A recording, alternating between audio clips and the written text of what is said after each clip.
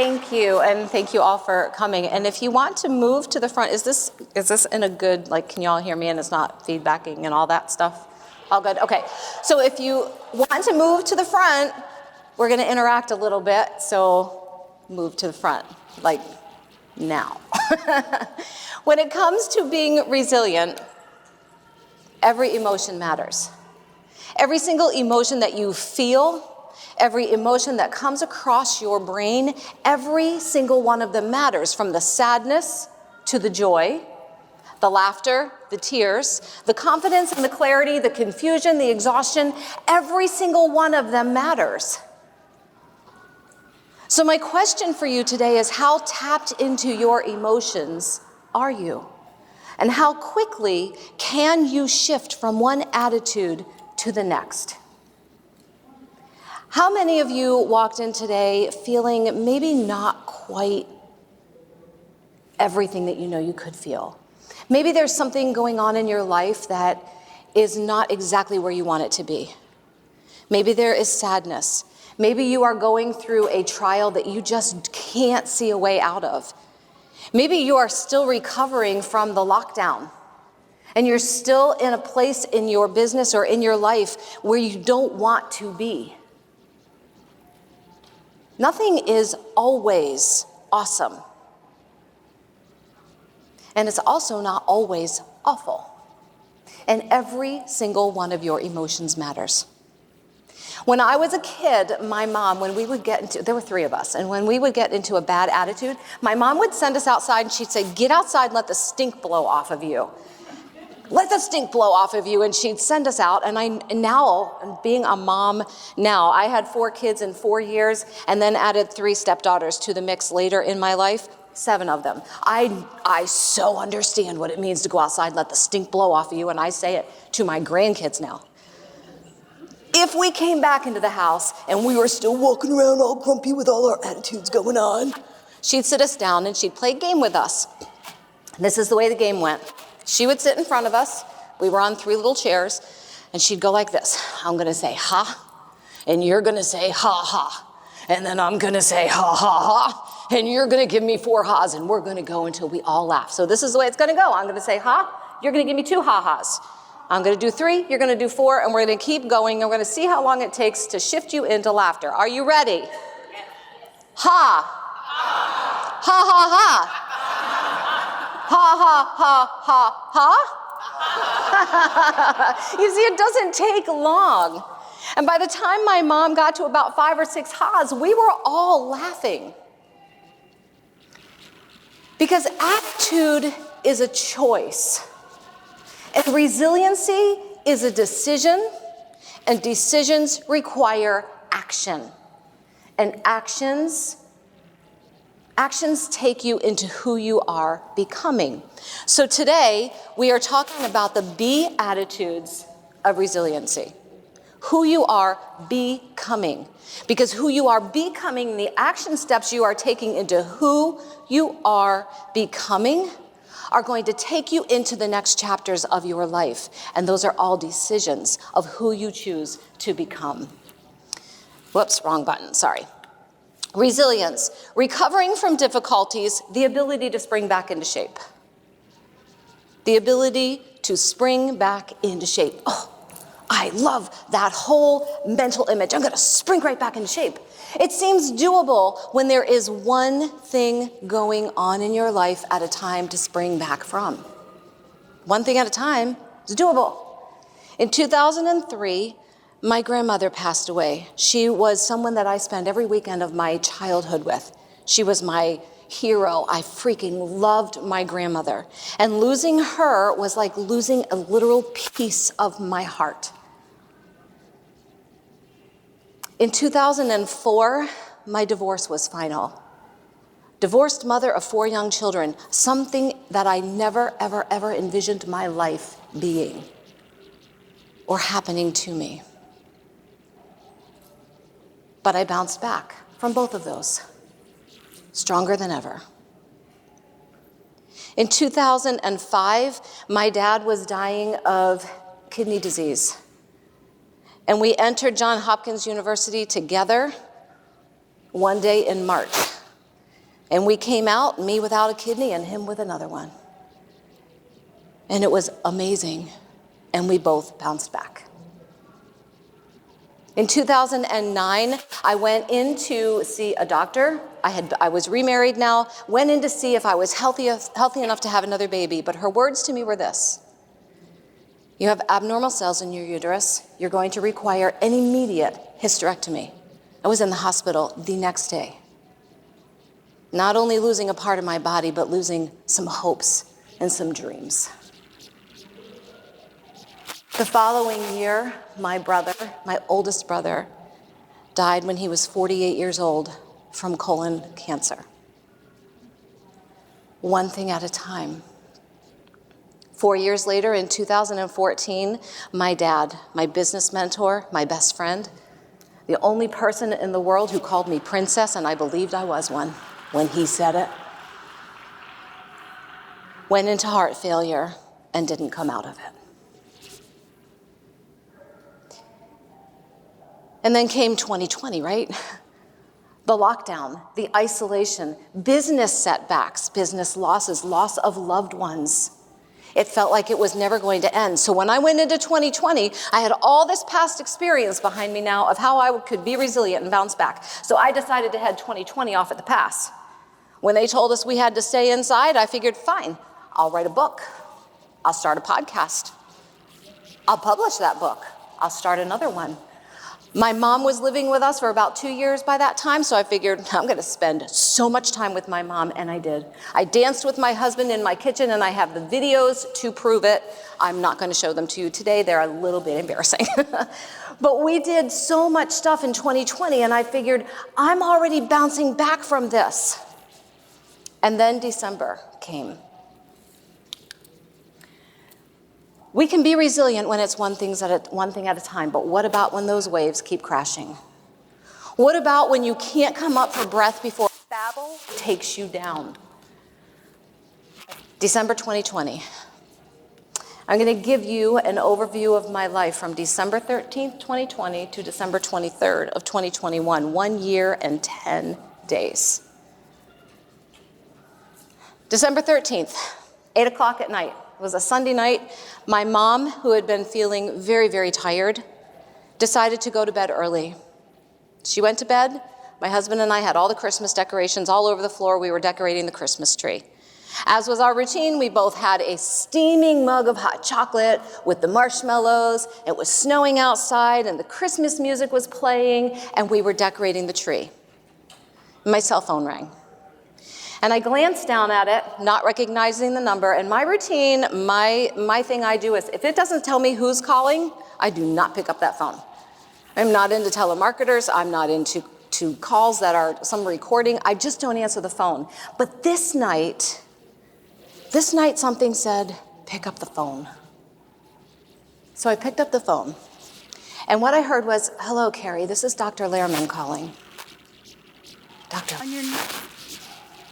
Why would he be calling me at 8 p.m. on a Sunday night just before Christmas? Dr. Lehrman had done a colonoscopy on me the Monday before. Found one teeny tiny little polyp, which he took off, and he did some colon wall biopsies. And he called my husband. Remember, these were in the days when nobody could come in the hospital with you, so while I was still under, he called my husband and said, one polyp, it's going to be nothing. I've had colonoscopy since I was in my 30s because of our family history of colon cancer. Regular scheduled colonoscopies. This one, I rescheduled about 6 times over the course of 7 months because I was too busy to go get my colonoscopy this time. But when they called and said, if you don't get it, we have to start the whole screening process over again, I went in and I got it. That was Monday. Sunday night, he was calling me. And instinctively, you know, when your doctor calls you on a Sunday night at 8 o'clock at night, you know the news isn't going to be the best news. But I didn't expect to hear these words. Your biopsy showed invasive colon cancer. You need to be in my office at 8 o'clock tomorrow morning to discuss further treatment. The hardest thing I had to do the following morning was not show up at Dr. Lehrman's office. It was to tell my mother that another one of her children had been diagnosed with colon cancer. She already buried her older son. Off we went to the office where we sat down with the doctor, and he wanted to do another colonoscopy.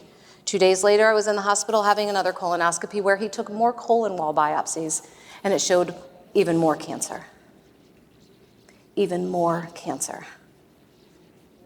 The same cancer that took my brother, and my mom's sister, and her aunt, and 2 of her brothers.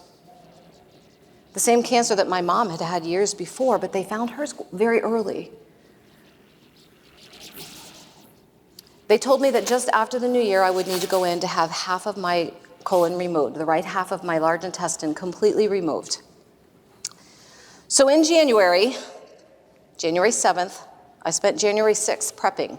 January 6th was my birthday. I turned 55 years old by drinking colon prep solution. It was quite a celebration. The next day, I headed into the hospital, backpack slung over my shoulder, all alone, by myself.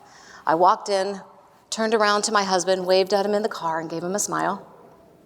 And I said, I'm going to rise up stronger. I'm going to get through this. The surgery took place. It was a complete success. I was feeling pretty good. I even smirked for the camera. That is the afternoon of my surgery. And I decided I was going to rise up stronger than before.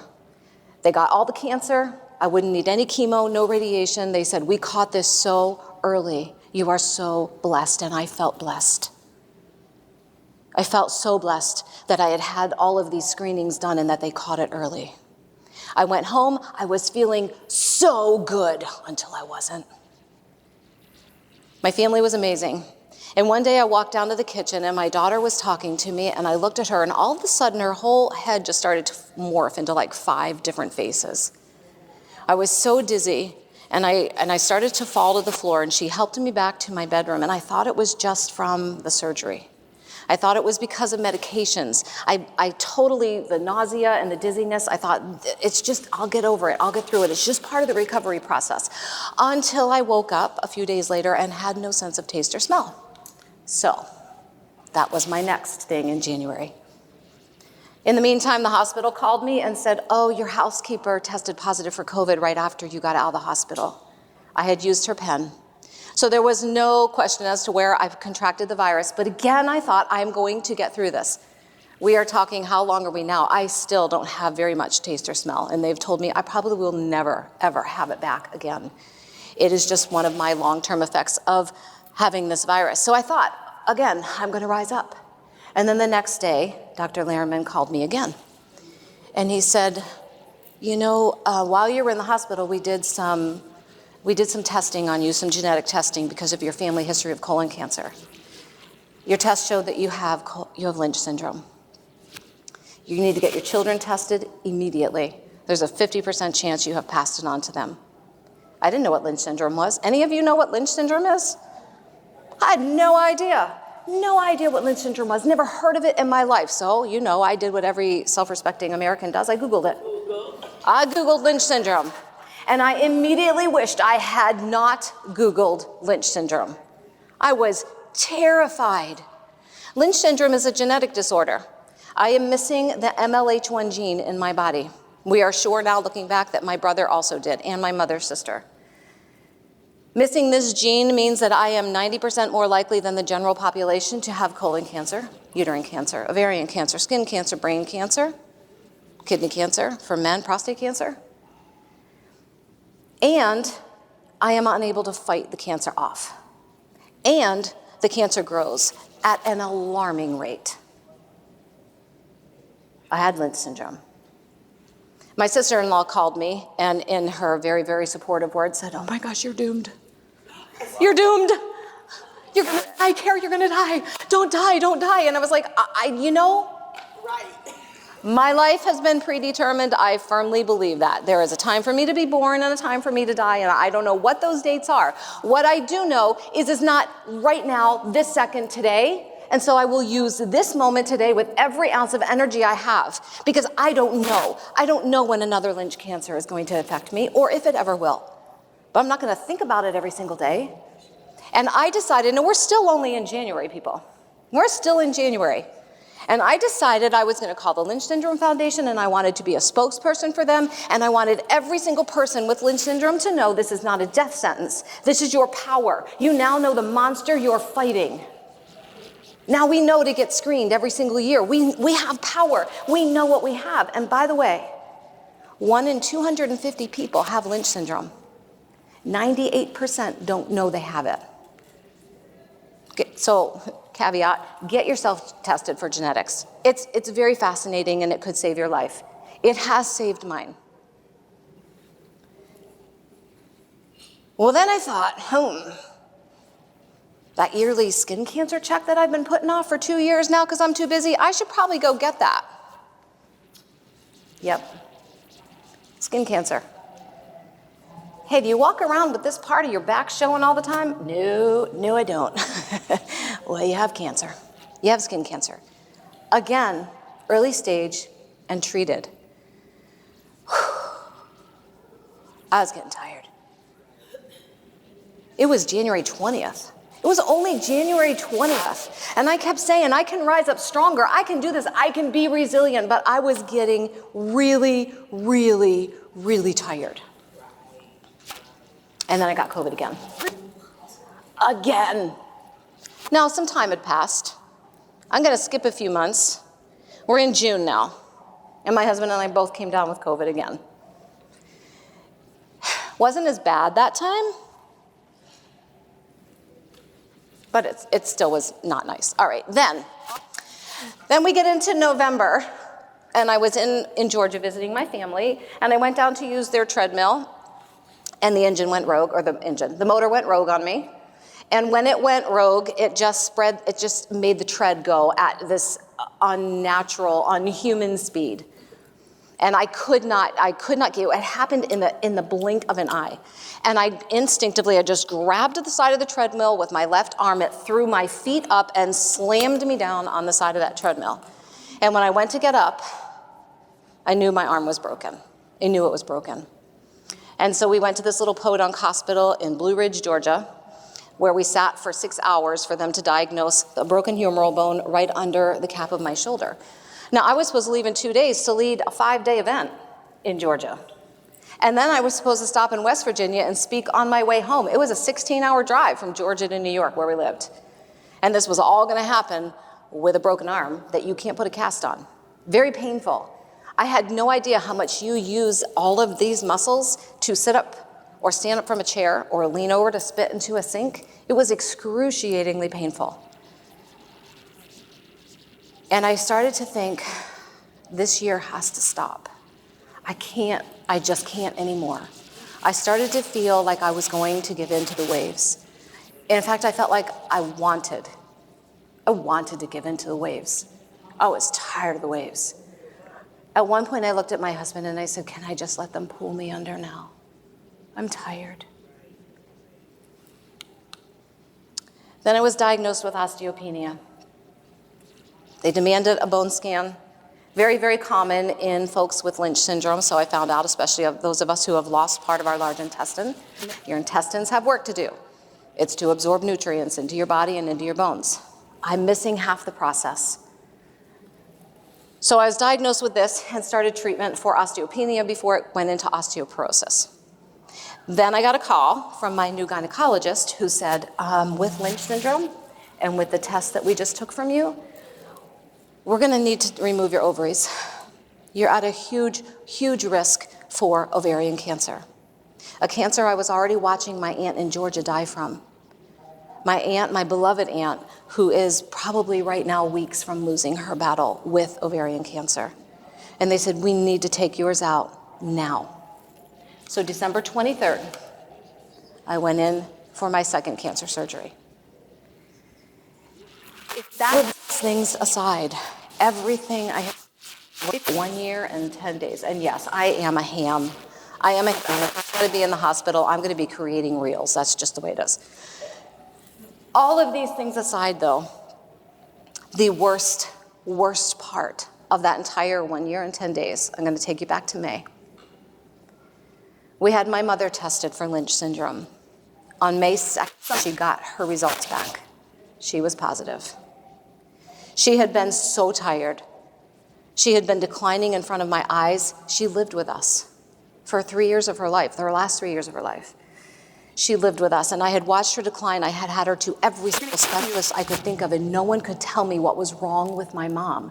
This was my mom who got up every day and walked the hills we live on, who took the dog out, who got on her exercise machine, who was always researching health and fitness and how to be her healthiest and what food she should eat. And she was declining in front of my eyes, and I couldn't figure out what was going on. They said, well, this is what I heard. 1, her lungs are full of blood clots and we don't know why, and 2, she is old. With that little shrug, she is old. She was diagnosed with Lynch syndrome on May 2nd. May 3rd, we had her in for her colonoscopy. And she smiled brightly for the camera, because I am a ham due to my mom and my dad, both hams. She smiled brightly for the camera. But when she came out of that colonoscopy, the news was bad. She had 2 massive, massive colorectal tumors, both of them causing almost complete blockages. They said they would remove them. Her entire large intestine, she would have a bag for the rest of her life. They didn't know if it would help. They didn't know if the cancer had already spread. We brought her home on May 3rd. The following Sunday was Mother's Day. And I took my mom shopping, and I knew it could be our last Mother's Day together. And we went into Boscov's, which is huge on the East Coast, and she picked out this blue dress, and she held it up, and she said, do you think I'm too old to wear this? And I was like, nope, I think you're going to be absolutely stunning in that blue dress, Mom. And she bought her new necklace and a beautiful white sweater, and we dressed up for Mother's Day, and we went out. And when we got home, she was so tired. But before she laid down, I said, please, Mom, just snap a picture with me. Mother's Day, 2021. The following Wednesday, she entered the hospital. 6 days later, they called me and they said, just bring her home on hospice. Don't put her through this surgery. The cancer's too far. It's just too much. She won't survive the surgery. So I brought my beloved mom home. She curled up with our dog, who was her best friend in the world at that point. And that was on a Tuesday. The following Saturday, May 22nd, 2021, my mom laid in a hospital bed right under our front room window. I was singing hymns to her. She loved Amazing Grace, so I sang it over and over again. And she died in my arms.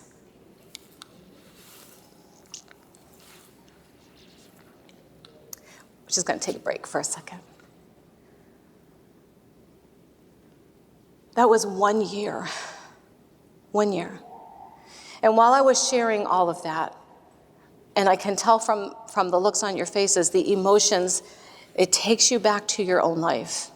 It takes you back to things you have struggled with and wondered if you could in any way pull yourself out of those waves. I didn't want to keep getting up when my mom died. I wanted to be with her.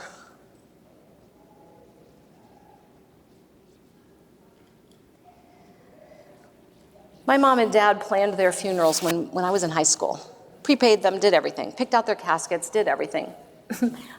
When I went into the funeral home after my mom died to see her, and I walked in, the funeral director said to me, you picked out the most beautiful casket for your mom. Like, I didn't pick that out. That was like my mom's thing to make us laugh. She didn't pick out anything standard. She picked out something beautiful. My mom was beautiful, and she matched it. She wanted what she wanted. When it comes to resiliency, every emotion matters. Every emotion matters. The tears that some of you are crying right now, they matter. The laughter that will follow matters. Joy comes in the morning. And joy and grief and laughter and sadness coexist. They need each other. They need each other. When my daughter Christina was 3 years old, we would travel, and we traveled a lot. I had a singing ministry then, and we were on the road 300 days a year.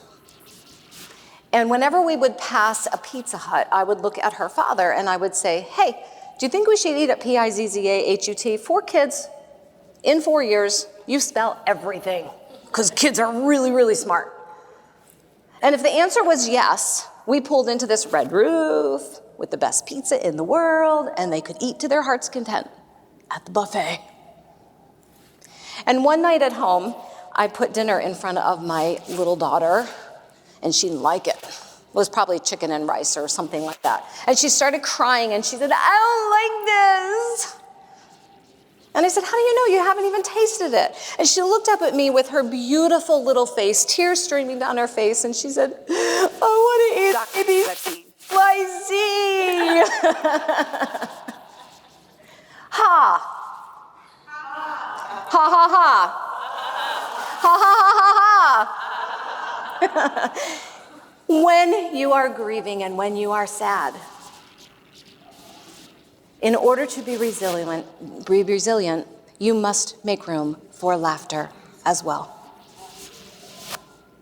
If you don't, the waves will take you down and the waves will keep you down.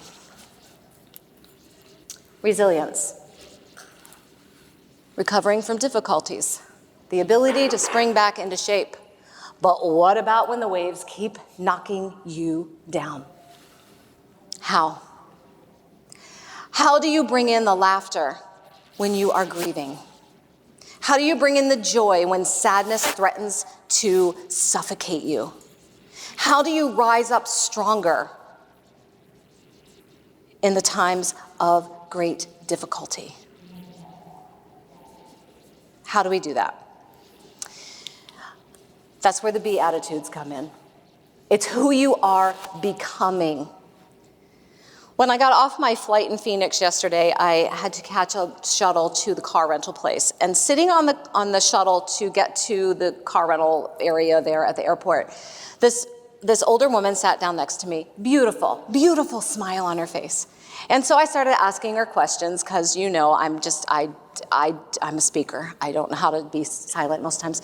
So I started asking her questions, and she said that she was in Phoenix. She was in Arizona for the very first time in her life. And she was headed to Camelback, which is one of my favorite places in Arizona. I love, love, love Camelback.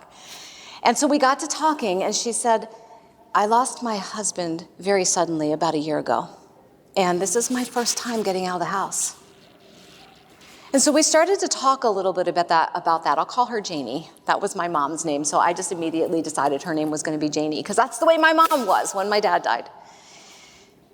And we started to talk about that, and I said, and your smile is so beautiful. And she said, some days I have to force it. Some days I have to force the smile, but when I force the smile, my brain believes it, and then I can stand up. It wasn't an accident that I met her on this. It still gives me chills, the whole conversation. She was such a beautiful, beautiful soul. And what she said ties right into what we're going to talk about now, because sharing my story doesn't help anybody unless there are takeaways, unless there is something I can share with you about how I am standing here today. Tomorrow is the 1-year anniversary of my mom's death, and I wasn't sure I could do this today. But I was also really sure that she wanted me to. Really, really, really sure. Go share your story, honey. Her last words to me were, you are my beautiful daughter. Don't ever stop doing what you do. So here I am, sharing with you the Beatitudes of resilience. Number 1 is to be grateful. Gratitude brings stability into your life when life is anything but stable. When the waves are crashing around you, it is hard to stand up. And the foundation that you can stand on is gratitude. And we see everywhere, right? You can buy a mug, you can buy a shirt, you can buy a tote bag, you can buy anything with the words be grateful on it. But what does it really mean, and how do you tap into it? It's one thing to tell someone to be grateful. It's another thing to say, and this is how. So this is how. 1, be thankful for your life. In all of the chaos, in all of the sadness, in all of the grief that might be crashing over you, at any given moment in time, be grateful for your life. There is always something to be grateful for. I used to grumble about washing dishes. I hate washing dishes. I actually love it now because I shifted my mindset around my dishes. If I had dirty dishes, it means that there was food on them. And if there was food on them, it meant I have money to buy food. And there is food to buy. When you look at it that way, it becomes quite joyous to scrub egg yolk off a plate. There is always something in your life to be thankful for. We're all in this room together today. Didn't it feel for a long time like we would never be with real people again? Didn't it feel like we'd never leave our houses, never hop on a plane, never be able to do? We're all here today, which means we had money to put gas in our cars. That's no small feat these days. Or hop a flight. But we're all here. So there is always something to be thankful for in your life. Tell someone you appreciate them. Number 2. So right now, just turn to the person next to you and tell them to appreciate them. Do it, like right now. All right, now tell somebody else. Turn around, just keep telling everybody how much you appreciate them. There you go.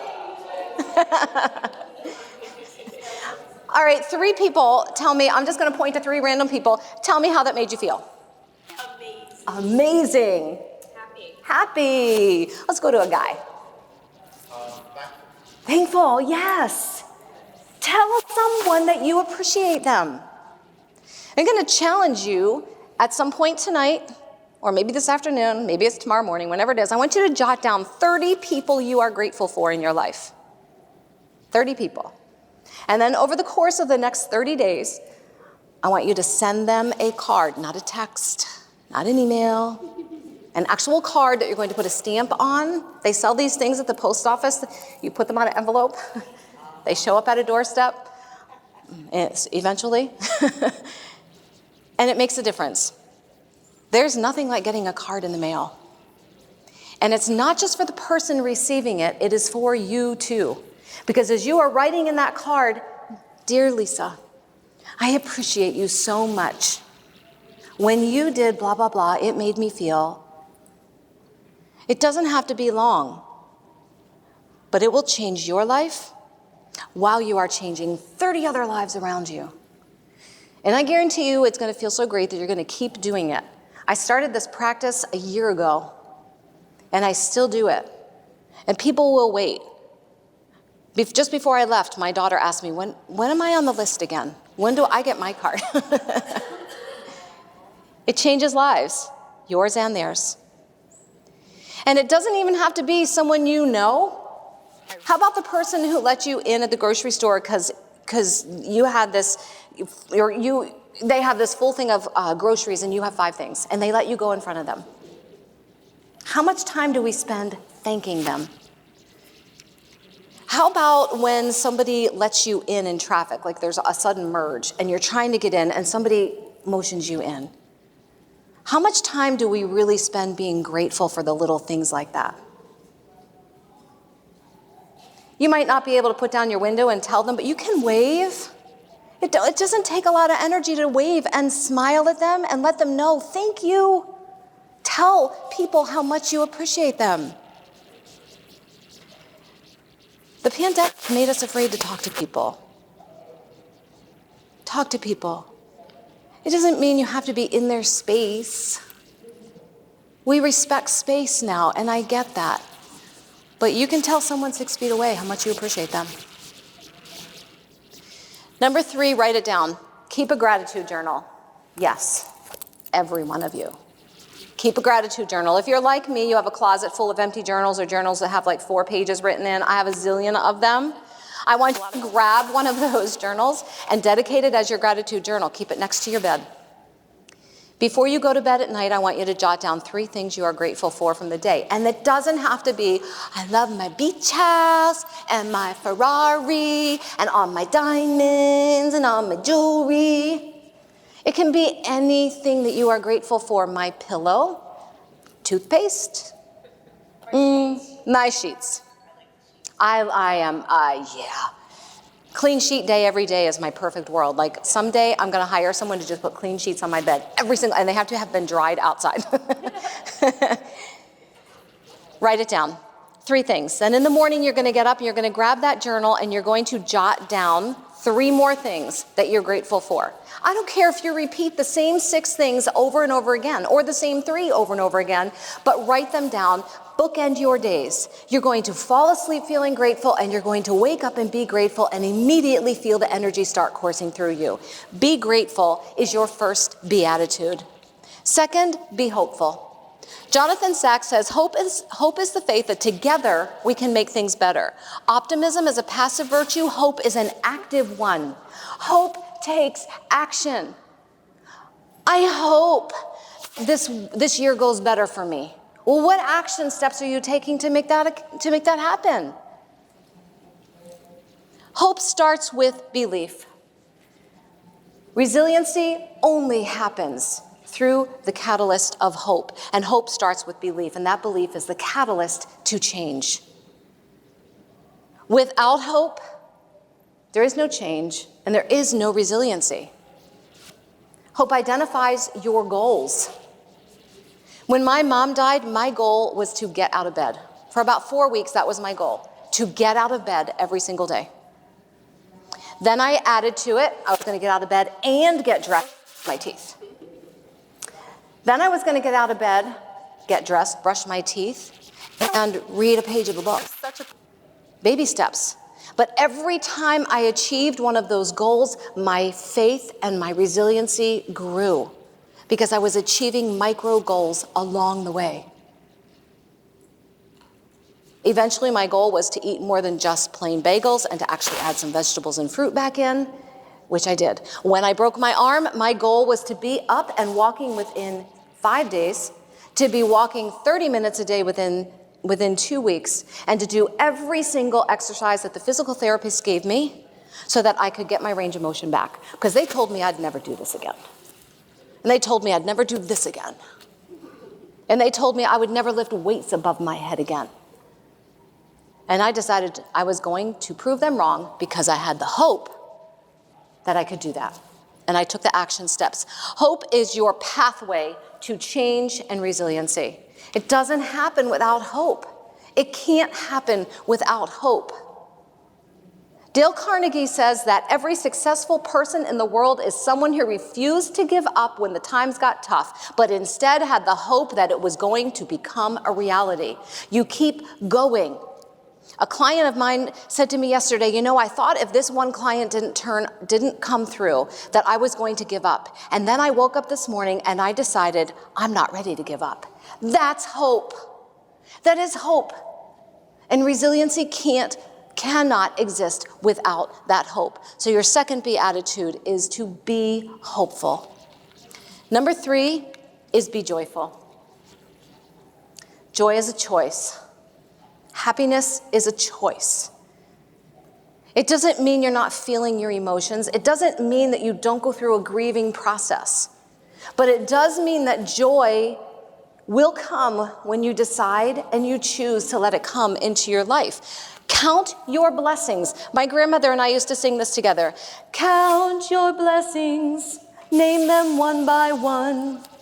Count your many blessings, see what God has done. Over and over again. When I was grumpy, she'd say, Carrie Lou, she was from Virginia. Her name was Virginia, because by the time she was born, her mom was out of names, so she named her after the state she was born in. Carrie Lou, you start counting your blessings for me. And after I started listing out my blessings to my mom, I started to feel better. So in your gratitude journal, start writing down your blessings, every single one of them. My blessings right now include the giggle of my grandson, the laughter of our family around the dinner table. They include the fact that I can move my arm, and I'm alive. Today, I am alive. And I might be walking around with cancer growing inside of me from Lynch syndrome. I'm alive. That is my blessing. And I can encourage people, and that is a blessing. Count your blessings. Everything that we think are small things end up being the big things, right? Electricity, water, pictures. They all seem like things that are little. We just kind of take them for granted until they're gone. We had water damage in our house where I lost almost every childhood picture. Pictures weren't little to me anymore. Everything is a blessing. Write them down. Number 2, smile. Like Janie told me on the bus, when I smile, my brain believes it, and I can feel joy and happiness. You are literally going to wire your brain to feel joy and feel happiness when you smile. When I do photo shoots, the photographer will always say to me, pretend like you're laughing. It takes me about 2 seconds to be in full-fledged laughter from a pretend laugh. And that's when she captures the best pictures. I don't have to see something funny. I can laugh and conjure it up myself and trick my brain into thinking I am watching the funniest thing on Broadway right now. Number 3, stop before you verbalize a complaint. I am not saying to not have trusted people that you talk to about the things you're going through. Follow the rule of 3. You get to speak about these things that are going on to 3 people 3 times. And then you work on solutions together. Because how many of you know someone who tells the same story of trauma from 20 or 40 years ago, and you can say it with them, yep, because it's verbatim. You don't know what happened to me. Yeah, I do, because you've told me 1,000 times. What are we going to do about it? But when you live in the trauma, you stay in the trauma. When you step out and choose joy, you live in the joy. That's how we rise up resilient. Bring the peace by living in gratitude. Bring the power by tapping into hope. Bring the joy by feeling the laughter and the tears. Peace, power, and joy are yours when you choose to tap into resiliency. I'll leave you with a quote from my brother that he gave to me in a dream about a month after he died. In this dream, he wouldn't pay any attention to me, and I was angry at him. And I said, Billy Berger, why won't you talk to me? And in my dream, he said to me, Care, I can't talk to you because I died. I'm only here to give you a message. Life is short, little sister. Choose wisely. Life is short, my friends. Choose wisely. Choose the gratitude. Choose the hope. Choose the joy. I have an online course that I titled Unlimited Gratitude, and if you go to bit.ly/unlimited gratitude, use the promo code gratitude. It is yours as my gift to you for listening to me today. And connect with me at IamCarrieVee or CoachCarrieVee.com has all of my web things there, Instagram, and everything is on there. And mostly, thank you for listening to me today. Grab the joy, grab your hope, and thank you.